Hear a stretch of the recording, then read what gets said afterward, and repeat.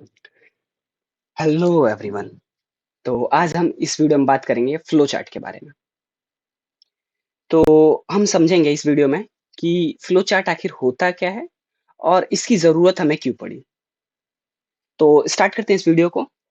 सबसे पहले बात आती है कि फ्लो चार्ट होता क्या है। तो फ्लो चार्ट क्या है कि हमारा जो भी लॉजिकल स्टेप्स होते हैं किसी भी प्रोग्राम को लिखने के या फिर किसी भी प्रॉब्लम के सॉल्यूशन को लिखने के, तो उसको जो भी हमारे लॉजिकल स्टेप्स होते हैं तो उनको हम डायग्रामेटिक वे में एक्सप्रेस कर पाएँ, उस वो कहलाता है फ्लो चार्ट। मतलब कि जो भी हमारे स्टेप्स हैं, लॉजिकल स्टेप्स हैं, मतलब कि हमारे जो भी हम लॉजिक लगा के और उस प्रॉब्लम को सॉल्व कर रहे हैं, लॉजिकल स्टेप्स जो भी हैं, उनको हम क्या करते हैं कि एक डायग्रामेटिक वे में रिप्रेजेंट कर दें, सीक्वेंस वाइज़, तो वो क्या कहलाता है? फ्लो चार्ट कहलाता है। तो इसका एक डेफिनिशन क्या हो जाएगा? तो इसको रफ कर देते हैं।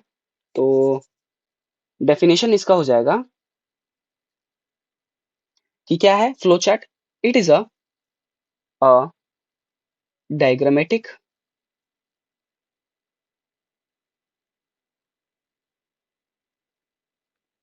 way to express या फिर represent, आप कुछ भी लिख सकते हैं, express sequence of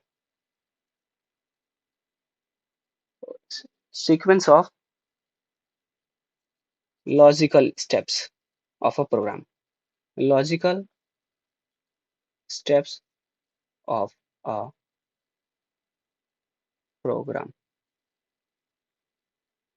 तो हमारा जो भी है ये फ्लो चार्ट, वो क्या कहता है कि फ्लो चार्ट क्या है कि एक डायग्रामेटिक वे है टू रिप्रेजेंट या फिर express sequence of a logical steps of a programme.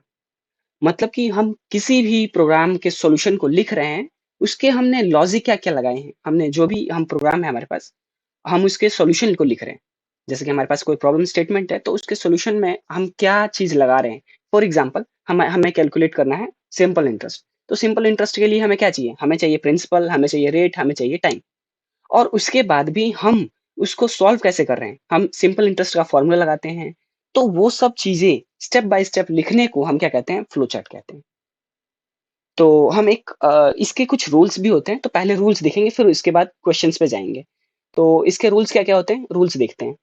तो रूल्स क्या-क्या हो जाते हैं? रूल्स क्या-क्या होते हैं? तो जो पहला रूल्स होता है, ये होता है कि इसको जो भी एक ओवल शेप का वो होता है, ओवल शेप का एक बबल बोल सकते हैं या फिर ऐसा कुछ होता है। इसको मैं क्लियर कर देता हूँ एक बार और फिर से बना देता हूँ। तो ये ओवल शेप जो है, ये क्या इसमें हम क्या रिप्रेज़ेंट करते हैं, हम अपना स्टार्ट करते हैं जब भी प्रोग्राम, तो इस शेप में हम अपना स्टार्ट लिखते हैं और इसी से ही हम अपने प्रोग्राम को एंड करते हैं। ये हमारा अ, जो भी स्टार्ट या एंड करेंगे तो उस तरीके से हम करते हैं। दूसरा क्या है? दूसरा है कि हम एक पैरेललोग्राम लेते हैं और पैरेललोग्राम किस लिए होता है? पैरेललोग्राम में हम रीड या फिर हमें जो भी हमारे कंप्यूटर को हमें जो भी डेटा रीड करवाना होगा या फिर उससे प्रिंट करवाना होगा, तो हम इस पैरेललोग्राम का यूज़ करते हैं। तो इस पैरेललोग्राम के लिए इसमें हम क्या कर सकते हैं, इससे रीड करवा सकते हैं या फिर प्रिंट भी करवा सकते हैं इसी पैरेललोग्राम की हेल्प से, जिसको हम बोलते हैं कि यूज़र इंटरफेस या फिर इनपुट आउटपुट, जो भी बोल सकते हैं। अब तीसरा क्या होता है? तीसरा होता है प्रोसेसिंग के लिए, जिसमें हम मान लो अपने फ़ॉर्मूलाज़ लिखें और उसको सॉल्व करें, तो उसके लिए हम रेक्टेंगल का यूज़ करते हैं। तो रेक्टेंगल जो होगा, वो क्या होगा प्रोसेसिंग के लिए। प्रोसेसिंग में कुछ भी हो सकता है, हम अपने फ़ॉर्मूला को लिख के और उसको सॉल्व करें या फिर जो भी हमारा मेथड हो, उससे हम कर रहे हैं, तो वो प्रोसेसिंग के लिए कहलाता है और उसको हम इस बॉक्स की मदद से, जिसको हम रेक्टेंगल बोलते हैं, रेक्टेंगल है ये और ये पैरेललोग्राम है, लिख देते हैं और ये रेक्टेंगल और ये ओवल शेप ओवल। तो ये जो है, ये इस तरीके से करते हैं और इसके अलावा एक चौथा आता है, चौथा होता है कि एक रोम्बस।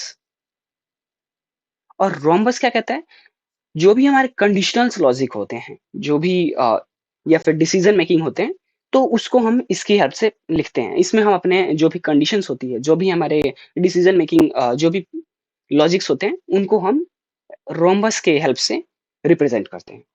तो इसको हम लिख देते हैं कंडीशनल लॉजिक,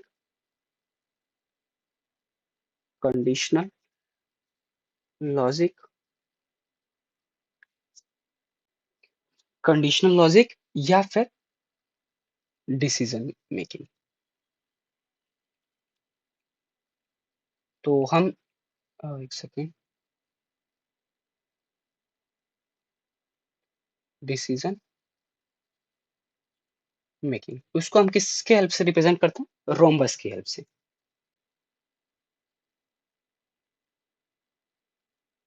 और एक पांचवा आता है, वो होता है एरो। इससे ये क्या करता है, ये हमारे डायरेक्शन फ्लो को बताता है, डायरेक्शन को बताता है कि हम किस तरीके से किस साइड, मतलब जो भी हमारे स्टेप्स होते हैं वो किस अ, कैसे कैसे चल रहे हैं। तो उसको हम रिप्रेजेंट करते हैं एरो की हेल्प से। तो ये क्या होता है, डायरेक्शन को बताता है या फिर हमारे प्रोग्राम के फ्लो को बताता है। तो ये हैं कुछ रूल्स जो कि आप देख सकते हैं। मैं एक बार ऐसे करके दिखा देता हूँ।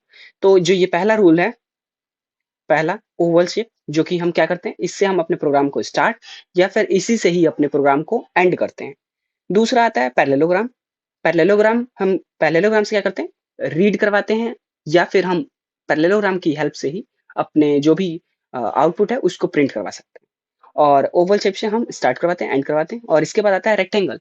रेक्टेंगल होता है प्रोसेसिंग के लिए। प्रोसेसिंग में कुछ भी हो सकता है, हम अपने फॉर्मूला को लिखें या फिर हमारे जो भी और भी बहुत सारे लॉजिक्स होते हैं अपने, उसको हम इसमें प्रोसेस करते हैं, तो उसको हम रेक्टेंगल की हेल्प से दिखाते हैं। फिर आता है रोम्बस। रोम्बस में कंडीशनल लॉजिक्स होते हैं या फिर डिसीजन मेकिंग जो भी हमारे लॉजिक होते हैं, उसको हम रोम्बस की हेल्प से दिखाते हैं, जैसे कि इफ एल्स वाला। और बाकी बहुत सारे होते हैं, तो उसको हम आगे देखेंगे अपने प्रोग्राम में। तो उसको हम किसकी हेल्प से दिखाते हैं, रोम्बस की हेल्प से, जो भी कंडीशन लॉजिक डिसीजन मेकिंग। फिर इसके बाद आता है, हमारे पास एक एरो होता है। एरोस क्या करते हैं, हम अपने डायरेक्शन या फिर हमारे प्रोग्राम का फ्लो किस साइड है, कहाँ से किस स्टेप पे जा रहे हैं, उसको हम एरो की हेल्प से रिप्रेजेंट करते हैं। तो ये रहा डायरेक्शन, ये रहा फ्लो। तो ये था। अब बात करते हैं कि फ्लो चार्ट की जरूरत क्यों पड़ी। तो why do we need flow chart? तो नीड ऑफ फ्लो चार्ट, सबसे बड़ी बात तो है फ्लो चार्ट की जरूरत क्यों है। तो फ्लो चार्ट की जरूरत इसलिए पड़ी क्योंकि जो भी हम अपने प्रोग्राम के सॉल्यूशन के बारे में, मतलब जो भी हमारा प्रोग्राम है या फिर जो भी हमारा प्रॉब्लम स्टेटमेंट है, उसके सॉल्यूशन को अगर हम लिखना चाहते हैं, तो उससे पहले हमें कुछ लॉजिक्स लिखने हो, लॉजिक पता होना चाहिए उसका। और उस लॉजिक को हम क्या करते हैं, फ्लो चार्ट की हेल्प से रिप्रेजेंट कर लेते हैं, ताकि हम अपने प्रोग्राम को आसानी से सॉल्व कर पाए। तो ये है हमारा need of flow chart. Flow chart क्या है कि हम इससे फ्लो चार्ट की हेल्प से अपने लॉजिकल रिप्रेजेंटेशन बना लेते हैं। इससे हम क्या कर देते हैं, लॉजिकल रिप्रेजेंटेशन क्रिएट कर लेते हैं और उसकी हेल्प से logical representation representation sorry create कर लेते हैं। और फिर इसकी हेल्प से हम क्या करते हैं, अपने प्रोग्राम को लिखते हैं, प्रोग्राम के सॉल्यूशन को लिखते हैं, प्रोग्राम के सॉल्यूशन को लिखते हैं। तो ये है हमारा नीड ऑफ फ्लो चार्ट। अब बात करते हैं कि कुछ प्रॉब्लम्स के बारे में, कि हम किसी प्रॉब्लम को किस तरीके से इस फ्लो चार्ट की हेल्प से रिप्रेजेंट कर पाए। तो सबसे पहला वाला एग्जांपल लेते हैं कि अगर हमें कैलकुलेट करना है सिंपल इंटरेस्ट। तो क्वेश्चन पहला जो है वो क्या करना है, कैलकुलेट सिंपल इंटरेस्ट। तो इसके लिए हमें क्या चाहिए, हमें प्रिंसिपल पता होना चाहिए, इसके लिए हमें रेट पता होना चाहिए और इसके लिए हमें ड्यूरेशन पता होना चाहिए या फिर टाइम पता होना चाहिए। तो ये चीजें हमें पता होनी चाहिए। तो अब हम इसका फ्लो चार्ट बनाते हैं। तो फ्लो चार्ट बनाने के लिए हमें सबसे पहले क्या करना होता है, एक ओवल शेप का ओवल शेप लेना होता है, जिसमें क्या होगा, अपना स्टार्ट होगा या फिर एंड होगा। तो इसमें स्टार्ट होता है, तो हम अपने प्रोग्राम को स्टार्ट करेंगे इसी की हेल्प से। फिर दूसरा चीज, एरो बनाएंगे क्योंकि हमारा प्रोग्राम स्टार्ट हो गया। अब जो एरो है हमारे डायरेक्शन को बता रहा है या फिर फ्लो को बता रहा है कि हमारा प्रोग्राम अब किस साइड जाएगा, स्टार्ट होने के बाद कहाँ जाएगा। तो स्टार्ट होने के बाद अब हम क्या करेंगे कि हम जो जो भी पी-आर-टी जो भी हैं, उनको हमें रीड करवाना है। तो रीड करवाने के लिए मान के चलो, ये हमें ये मान के चलना होता है कि जो भी ये प्रिंसिपल है, जो भी वेरिएबल्स हैं हमारे पास, उनको हमने क्रिएट कर लिया है पहले से ही, हमने डिफाइन कर दिया उसको, बस हमें यहाँ पर इनपुट लेना है। तो हम यहाँ पर क्या करेंगे, यहाँ पर लिखेंगे read read P R and T. हमने पी और आर और टी को रीड कर लिया, मतलब जो भी हमारे प्रिंसिपल और रेट और टाइम है उसको हमने इंटरेस्ट कर स्टोर कर लिया, मतलब रीड करवा दिया कंप्यूटर को। इसके बाद हम क्या करेंगे, सॉरी ये हमने अपना जो भी ये डायग्राम बनाया है ये गलत है, हम इस तरीके से नहीं, हम इसको पैरेललोग्राम की तरीके से बनाएंगे। तो एक सेकंड मैं इसको क्लियर कर देता हूँ।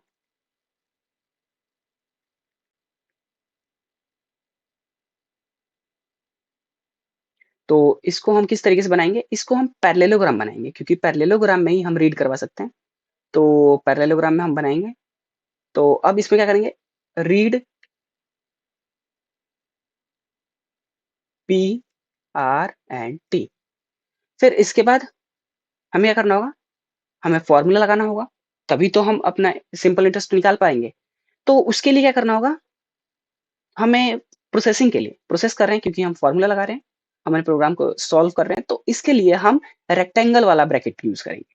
तो रेक्टेंगल वाले ब्रैकेट में हम क्या करेंगे, हमने मान लिया कि एक एस आई वेरिएबल हमने क्रिएट कर दिया सिंपल इंटरेस्ट के नाम से, एस आई वेरिएबल हमने यहाँ पर क्रिएट कर दिया पहले से ही। हमें ये चीज नहीं डिफाइन करना होता कि हम इसको क्रिएट कर रहे हैं, हम मान के चलते हैं कि ये हमने जो भी वेरिएबल है ये एस आई वाला, ये हमने पहले से ही क्रिएट कर दिया है और पी आर टी भी हमने पहले से ही बैकएंड में क्रिएट कर दिया है। अब उसके बाद हम फॉर्मूला लगाएंगे, फॉर्मूला क्या होता है, p into r into t and divided by 100। तो ये हमने फॉर्मूला या फिर जो भी हमारा प्रोसेसिंग है हमने वो कर लिया। अब इसके बाद हमें क्या करवाना होगा, जो भी सिंपल इंटरेस्ट आया है उसको प्रिंट करवाना होगा। तो प्रिंट करवाने के लिए हमें क्या करना होगा, एक पैरेललोग्राम लेना होगा, तो पैरेललोग्राम ले लेंगे। और इसके बाद हमें क्या करना होगा, एंड करना होगा अपने प्रोग्राम को, तो एंड के लिए ये लिख लेते हैं। अब हम क्या करेंगे, एक सेकंड, ये तो अब हम क्या करेंगे, प्रिंट करवाएंगे। प्रिंट क्या करवाएंगे, एस आई सिंपल इंटरेस्ट, क्योंकि जो भी हमारा ये था, जो भी हमने सिंपल इंटरेस्ट इंटरेस्ट कैलकुलेट किया वो किसको असाइन कर दिया, एस आई को, सिंपल इंटरेस्ट को असाइन कर दिया। ये जो सिंगल साइन होता है ये असाइन का सिंगल असाइनमेंट का मतलब असाइन करते हैं किसी वैल्यू को किसी को, तो ये साइन यूज करते हैं। और इक्वल टू का आपने सीपीपी में देखा होगा, सी प्लस प्लस में, तो डबल का मतलब होता है equal to. S I is equal to, अगर डबल यहाँ पर लगा देता हूँ, तो S I is equal to p into r into t by 100। और इसका मतलब क्या है, जो ये है इसका मतलब है कि जो भी ये वैल्यू आई है हम उस वैल्यू को हम किस में स्टोर रख रहे हैं, एस आई में स्टोर कर रहे हैं। तो ये है इस तरीके से। तो हम क्या कर रहे हैं, अब यहाँ पर प्रिंट कर रहे हैं, तो हमारा एस आई प्रिंट हो गया, सिंपल इंटरेस्ट प्रिंट हो गया, और उसके बाद हम क्या करेंगे, एंड कर देंगे अपने प्रोग्राम को। तो ये है हमारा flow chart of simple interest. किसका, flow chart of simple interest. ये है हमारा flow chart of simple interest, ये बन गया। तो आज की वीडियो में हम बस इतना ही करते हैं, और नेक्स्ट वीडियो में हम और भी इसके प्रॉब्लम स्टेटमेंट स्टेटमेंट के बारे में देखेंगे और उसके बारे में बात करेंगे। और उसके बाद हम कुछ और जो भी कंडीशनल वाले हैं उनको कैसे रिप्रेजेंट करते हैं, उनको उनका फ्लो चार्ट कैसे बनता है, और जो लूप्स वाले हैं उनका कैसे फ्लो चार्ट बनता है उसको देखेंगे। तो आप कोई भी वीडियो को मिस मत मत कीजिएगा, क्योंकि अगर आप मिस करोगे तो जो भी मेन कंसेप्ट है, जो कंडीशनल वाले हैं, जो लूप्स वाले हैं, वो छूट जाएंगे। और क्योंकि ये फ्लो चार्ट जो है वो हमारे लॉजिक को डेवलप करने में हेल्प करता है। तो आप जरूर से ये वीडियो देखें और जो नेक्स्ट वीडियो आएगी उसको भी देखें। Now thanks for watching, please like share and अगर आप नए हैं तो सब्सक्राइब हमारे चैनल को करें।